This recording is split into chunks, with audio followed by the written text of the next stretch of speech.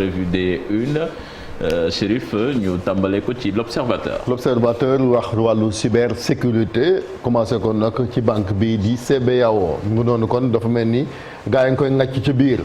ki tàmbale lu nu mel nag mooy Arouna Soumaré moom gis nga ko ay opération frauduleuse la doon def moom nekk fa chef département numérique am na tamit juróomi carte prépayée yoo xamante ni ci ak tamit 7 millions yoo jël jox ko corom et puis tamit kii ab ancien agent la ex agent CBAO moom it léegi mu nekk directeur d' agence fële ca BOA moom Moussa Elimane Anne def na lu toll kon ci 63 transactions frauduleuses ca Auchan muy loo xamante ni kon journal bi daal dina ci ñëwaat daal di seq waxtaan ak ambassadeur bu Russie fii ci Sénégal moom daal wax nay dëggam ci guerre ba ca Ukraine joxe na xalaatam te également ci position bu Sénégal ci boobee guerre moom diplomate bi wax kon ci wàllu géopolitique et puis doomu Pape Bouba Diop mi ngi nii kon mu nga ca génération foot moom nag absence waajuram ak tamit président Macky Sall ni nga ko fa orienté moom gone gi jaaw mos ngaa sax seq waxtaan ak moom daal dina ci ñëwaat bu baax a baax et puis tamit gis nga soxna yi nga xamante léegi fu xew-xew diine am ñoom nag dañ ciy ràññeeku mais ci beneen wàll bu doy waar gis nga ko kii yaa awa rasul la kii tamit mooy ngoye borom or yi bërki démb ba appel bi amee moom soxna si am na lu mu fa def ba ñëpp ñaawlu ko ñu jàpp ne dafa xotti worma dem ci enquête daal di ñëwaat rek ci li nga xamante ni mooy solution yi ak tamit wàññi gin wàññi njëg yi enfin des solutions ndax démb gis nga ko kër jëwriñ ji dénk wàllu commerce bi daal dina ci ñëwaat bu baax rawatina kon direction générale bu commerce intérieur daal di rek wax ni kon lépp dina jaaraat yoon comme signé woon nañ fi benn arrêté boo xamante ne commerçant yi na daal di jëfee beesu prix yooyu kon jëm ci ceeb bi ay ñoom Moustapha Lo waa UNACOIS ñoom it gis nga liñ ci daal di joxe et puis tamit waxtaan ba léegi rek jëm ci kon ci syndicat yi ak santé bi dafa mel ni waa SAMES moom bëgg nañ benn statut spécial mooy ñoom waa kër docteur gis nga ko lu toll kon ci junni juróomi téeméer ak fukki doomu aadama yu am kon insuffisance rénale ñi ngi xaar kon ñu daal di leen di dialyser muy loo xamante tam démb bi ni célébré bis bi ñu jagleel wàllu roño la daal di wax yooyu jafe-jafe et puis tamit Pape Amadou Sarr journal bi daal dina ñëwaat ci jaar-jaaram. Journal Le Quotidien. révision li nga xamante rek mooy kon mode de rémunération fonctionnaire yi mu mel ni kon mbir yi daal càng na am fu mu tagga témbe ci gri yi wala yamale gi parce que boo xoolee gis nga ko muy enseignant yi agent de santé yi daal li ñu bëgg mooy kon ñoom it ñu yemaleen nag ñeneen ñi parce que dafa mel ni kon gouvernement bu Sénégal daf cee tëddeewut njaaxaanaay et puis gis nga ko nomination poste premier ministre Birahim Seck kon mi ngi teg pression ki nga xamante ni mooy président Macky Sall moom mi nga xamante ba léegi rek mi ngi yéexal mbir yi et puis tamit gis nga ko conjoncture internationale mel ni kon boo sàggunul ciment bi dina yokk fii ci Sénégal ñu mus a tabax moom wala mosu ñoo xuloog maçon boo sàggunul duñ ko gaaw a def et puis tamit guerre baa ngi ni ci Ukraine ambassadeur bu Ukraine ambassadeur bu Russie moom it am na ay waxtaan yu mu séq ba léegi rek di expliquer guerre bi fi mu toll moom mi nga xamante ni kon indi nañ ko fii ci Sénégal mu teewal fii kon réew moomu di Russie et puis tamit Mame Abi Seye mi nga xamante ni moom moo remplacé Pape Amadou Sarr ca DER Cour suprême dafa mel ni kon kii di Souleymane Teliko rejeté na pourvoi bi mu bëggoon rek jëm ci blâme bi ñu ko blâmé woon. Le Quotidien Le Soleil. lan moo tax kon budget record daal di am ci campagne agricole bi kon ñu ngi waajal baax a baax nawet meeg mbay mi mel ni kon jóge na ci 40 milliards dem ci 70 milliards bu sukkandikoo ci journal bi et puis tamit montant bi nga xamante ni gis nga ko jënd engrais bi war naa mën a dem kon ba ci 41 milliards francs CFA état bu Sénégal ba léegi rek wéy daal di jox ay koppar ñi daal di lakkale woon ca salle des ventes 75 millions de francs CFA yoo xam ni kon jox na leen ko site bi tamit ak avenir bi ab question boo xamante ni am na fa et puis tamit lépp loo xamante jëm na rek ci dévaluation franc CFA dafa mel ni kon waa banque centrale weddi nan Libération. ba léegi rek ci ñi nga xamante ni ñi ngi xaar ñu daal di leen di dialyser gis nga ko 1510 personnes la et puis tamit ñëw ci njombe li xaw tuuti mu am fële ca Géejawaay kii na gis nga ko rek dafa soxnaam moo laan kon ne du dem ca kër ga muy sëyee waa ji nag di Abba Sow moom xaw tuuti rek mu daal di kon gis nga ren di soxna si ba pax na mu rawatina kon ñaareelu moom nag Abbas nag mu jëndoon koo jàpp sax bu yóbbu ko ndungu si ndax buñ ko arrêté wutoon kon musiba am doon koo dàq ji ba jàpp ko doon ko rek yóbbu jébal ko daal di yoon et puis le ne Capé Bassène ak gaayam yi ba léegi rek ñi ngi braqué wu jëm kon ci audience préparatoire seen procès bi nga xamante ni ci la xewoon ca boo fa bayoot léegi tey mu daal di ubbeeku. La Tribune rek ñëw kon ci li nga xamante ni mooy njëgu mburu mi ak courant bi ba ci sax carburant bi mel ni kon ambassadeur Russie fii ci Sénégal mi ngi accusé rek moom boo sàggunul daal lépp loo xamante daal yokk na ci ay njëg daal nan jàpp ni occidentaux yeeg ñëpp ñuy faral waa Ukraine ñoom ñoo ko def moom mi nga xamante ne mooy diplomate bi moo yëkkati yooyee kàddu et puis tamit gis nga ko ba léegi ci insuffisance rénale ak ñiy xaar wàllu roño bi bari nañ fii ci Sénégal commerçant yi tamit gis nga ko ba léegi rek kon difficulté yi nga xamante ni ak ay solution jëm kon ci wàllu secteur bi ñi ngi koy wax ba léegi rek liquidation également groupe Excaf Télécom lu toll kon ci juróomi téeméeri emploi direct ak 2500 emploi indirect kon boo sàgg ñi ngi menacé way lu jaral lijjanti la cas boobu Walf Quotidien ñëw rek ba léegi rek ca la xew ci conseil économique social et environnemental te Idrissa Seck jiitu ko dafa mel ni am na ñu fay xuntu yorin wa ak naka Idi yore daal ànduñ ci ba léegi rek impact bi nga xamante ni conflit ba nekk ca Ukraine war na ko am rek jëm kon ci wàllu ciment bi gis nga ko waa Dangote moom nee nan boo sàggonoon kon njëgu tonne ciment dina yokk fii ci Sénégal et puis Cour suprême gis nga ko rek ba léegi rek am na décret boo xamante ni Macky Sall la ko jëfoon ngir daal di rek toxal magistrat bi di Ngor Diop kon gars yi ne nan dafa salfaañe article 6 bu statut des magistrats ba tax na kon nan ko delluwaat place am lan saaku les échos ci la daal di ñëwaat ba léegi rek gis nga ko le juge Ngor Diop kon am na dëgg ci kaw nguuru Sénégal ndax rek kon nee nañ Cour suprême nan annulé décret bi nga xamante ne président Macky Sall daal dina ko signé dañoo violé kon article 6 statut des magistrats recours bi Téliko defoon nag moom dañ koo mujj rek ak Ousmane Kane dañ koo mujj kon rejeté ñoom ñaari magistrats yi nga xam tam ñoom seeni mbir ñi ngi ko doon càmbar et puis tamit ñëw ci double confrontation match bi dara dox ci diggante Sénégal ak Égypte Aliou Cissé ngi nii boo sax gis nga liste bi àjjuma incha allah lañ ko daal di rek génne 21 mars ñu dara daje fële ca Marrakech voyage Caire le 23 la retour Sabali tamit ñi ngi koy xiini mii ni ab tamit bus baak hôtel baak logistique bi daal lépp loo xam jël na ci wàllu prise en charge ministère ak fédération ñi ngi ciy waxtaan su ko defee kon voyage bi mën a yomb jàpp bi li ko dal doy na waar de waaw moom de gis nga ko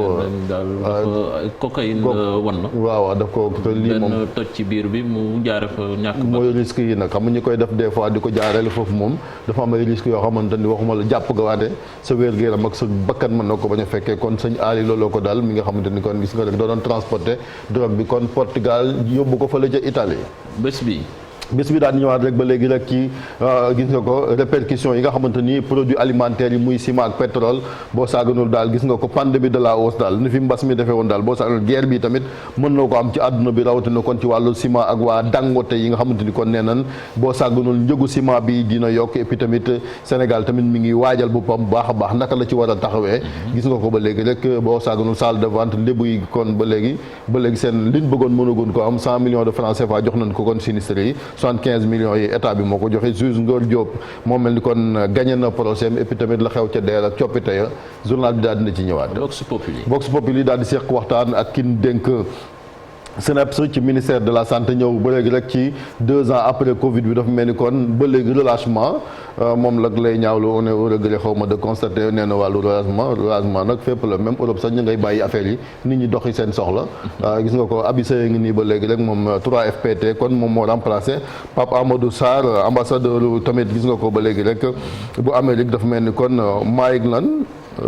Raynor waaw kii moo remplacé kon ki fi nekkoon moom rek kon jël nañ lettre de création. Amadou Sarr daa mel ni tàggatoo ba métti woon na. waaw démb waaw. ñun cinéma woon dañuy dem quoi waaw ñu ñëw rek ci li nga xamante ni mooy gis nga ko rek ba léegi rek ci parrainage yeeg yëpp loo xamante ni ñu ngi ciy waajaat jëm ci élection législative yi dafa mel ni kon requête société civile beeg waxtaan bi journal Source A daal dina ci ñëwaat et puis tamit lim jàpp ni daal tragédie silencieuse muy li nga xamante ni mooy feebaru roña di def lu doy waar fii ci Sénégal boobu ba léegi gis nga ko ñu ba léegi ñi ngi am lu presque 1 million de personnes 850 000 personnes yoo xamante ni am nañ jàngoro roña fii ci Sénégal ñi ci ñàkk seen bakkan nag diggante kon 1000 ba 2000 la muy loo xamante ni bari na chiffre effarant yu journal bi daal di ñëwaat bu baax a baax. le témoin kon daal di ñëwaat nag ñii mi ngi leen tuddee ay personnalités yoo xam dañ leen a dàq parce que rek dañoo yëkkati kàddu nekkoon ci nguur gi les grandes gueules de la République gis nañ ci Moustapha Cissé Lo Ousmane Sonko fii colonel Abdou Aziz Ndaw capitaine Dieye suñ gan gi sax nga ci Moustapha Diakhaté xam naa bu ñëwee kon dina càmbar lii moom tamit. voilà Sud Quotidien daal di ñëwaat ba léegi rek ci représentation gis nga ko national hémicycle assemblée nationale 13e législature bi moom dafa mel ni gis nga ko cas d'école la waaw fii moom lu ne xew na fa ay wàllu viol ak trafic ak lu nekk passeport ñi moom vraiment seen législature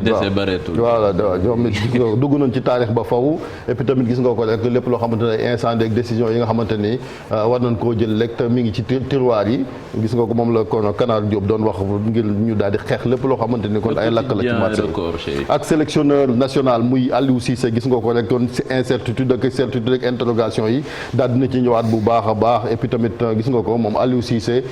diggante 25 ak 29 ñaari match yoo xamante war na ko am muy Sénégal ak Égypte moom nag gis nga ko rek am na ci loo xamante ni mi ngi koy waajal baax baax moom Aliou Cissé am na ci koo xamante ne gis nga ko Sadio Mané un joueur exceptionnel bu ñu sukkandikoo kon ci Bamba Dieng nekk attaquant bu Olympique il aime l'OM et ne rate aucun match. ñoom Sadio est-ce que dina dem l'OM moom it wàcc sa bopp waay nan dem wax ci Ismaïla Sarr mi nga xamante ni gis nga ko est-ce que dina apte moom it déet moom kay coach bi nee na dina apte. je pense que coupe d'Afrique bi la ñu defaat ci Égypte bi. xam naa ay ñi ngi yaakaar ni bëgg koo tee Watford mais non mais à la fin coach bi jàpp na ni dina mën a apte Sénégal dinañ mën a compter ci moom. donc double confrontation ak baal baa ngi ni Duc ak Rwanda Énergie groupe donc ce soir waa Duc xëy na dinañ góorgóorlu mën a gagner seen match tamit vraiment parce que booba léegi ñu ngi xaar ñu def prestation ci baal boobu et puis tamit gis nga stade ba léegi rek ak tamit ci ancien international bi El Hadj Diouf nee na mi ngi jàngat match bi mi ngi def comme mbër yi de 94 victoire ak tamit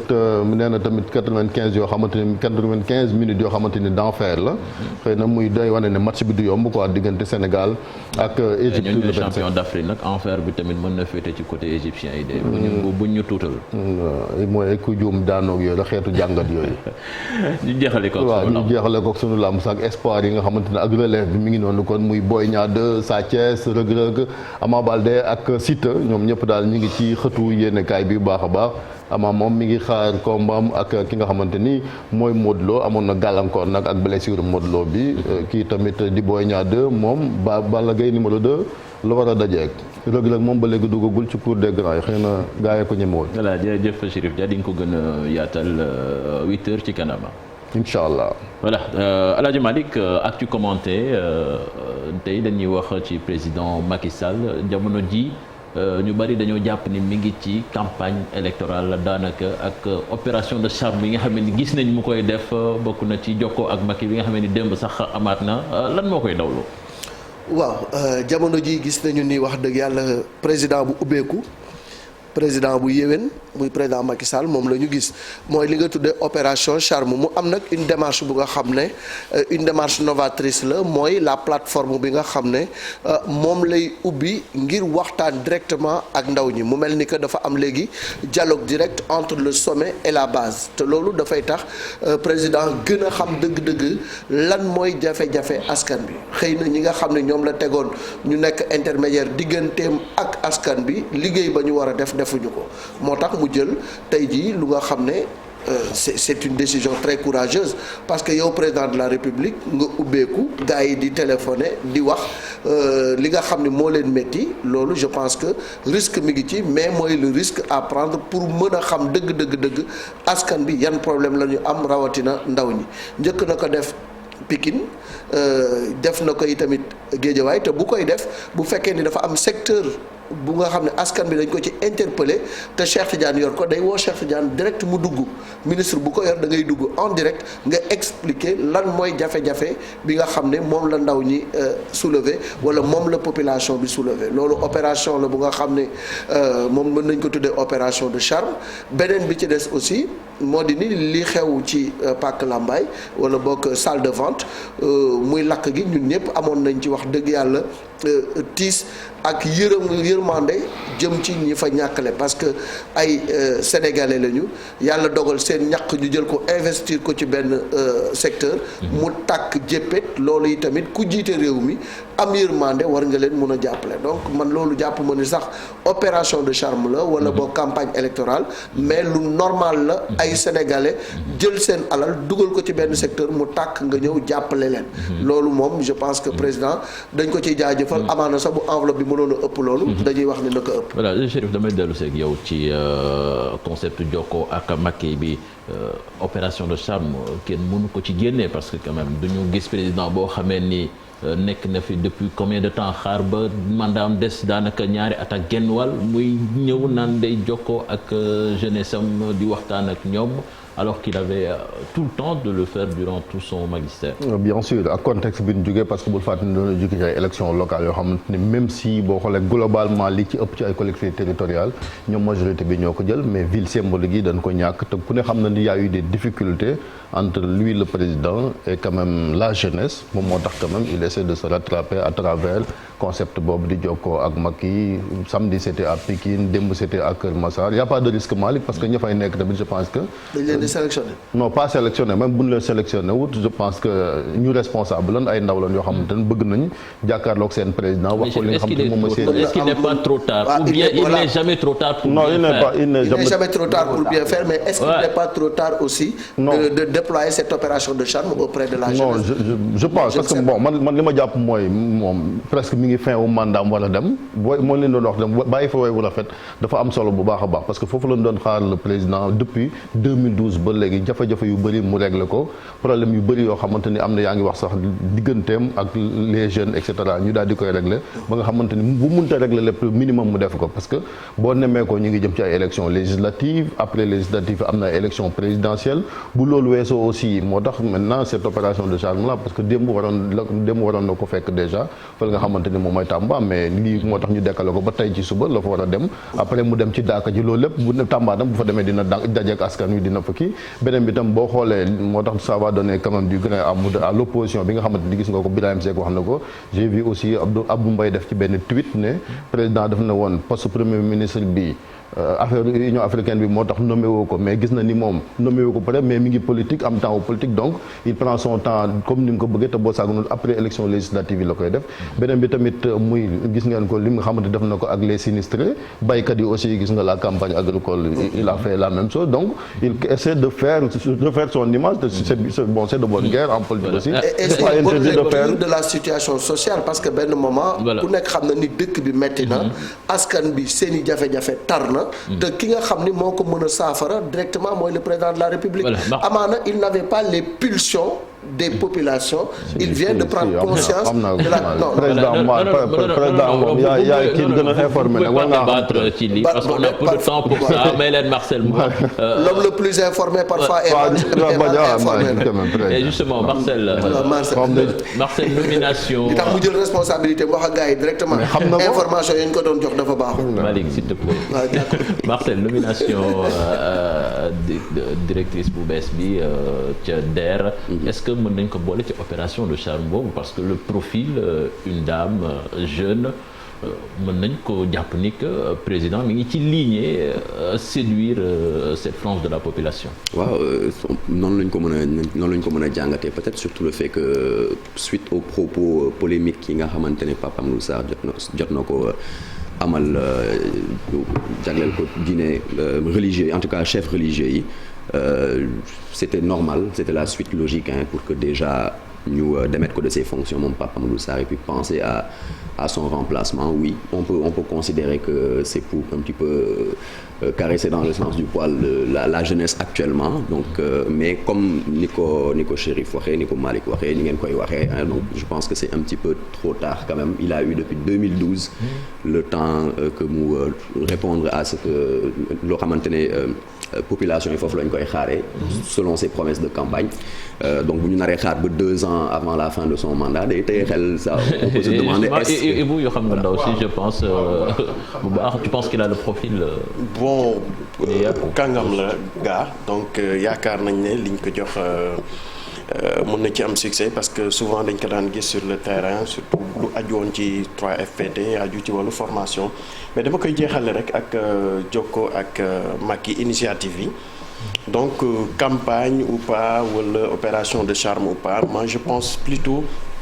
souvent insister sur la dimension du numérique et du digital gis nañ ne nguuru Sénégal chaque année koppar bu bëri lañ ciy def